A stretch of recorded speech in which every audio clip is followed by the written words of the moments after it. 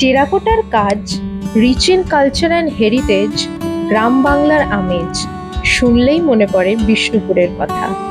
So here we have part 1 of our weekend trip to Bankura Bishnupur. সকাল 7টায় আমরা গাড়ি করে রওনা দিলাম আমাদের ডেস্টিনেশনের দিকে। It took almost 4 hours 30 minutes to reach our hotel, Banalata. সবাই জানো বনলতার ব্যাপারে, কতটা সুন্দর আর খুবই প্রচলিত। আমরা লাকিলি এখানে থাকার ঘর পেয়েছিলাম। এখানে ঢুকেই দেখতে পাই সমস্ত ফল সবজির চাষ, অনেক রকম প্রজাতির পাখি,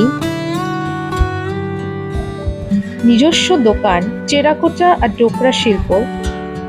আর এই হচ্ছে আমাদের রুম। আমরা স্টে করেছিলাম মাড হাউস কটেজে। রুমটা ছিল খুবই স্পেশিয়াস অ্যান্ড কোজি, মানে পুরো একটা টাচ অফ আর্থিনেস উইথ লাক্সারি। আমাদের একটা প্রাইভেট ডাইনিং স্পেসও ছিল।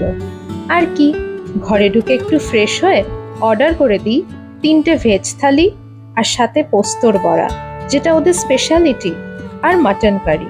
পোস্তর বড়াটা ছিল অসাধারণ, এইরকম আমি আগে কোনোদিনও খাইনি।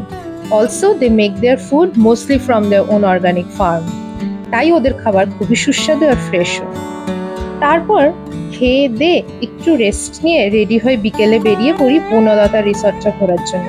আর সেটা দেখার জন্য you have to wait for part 2।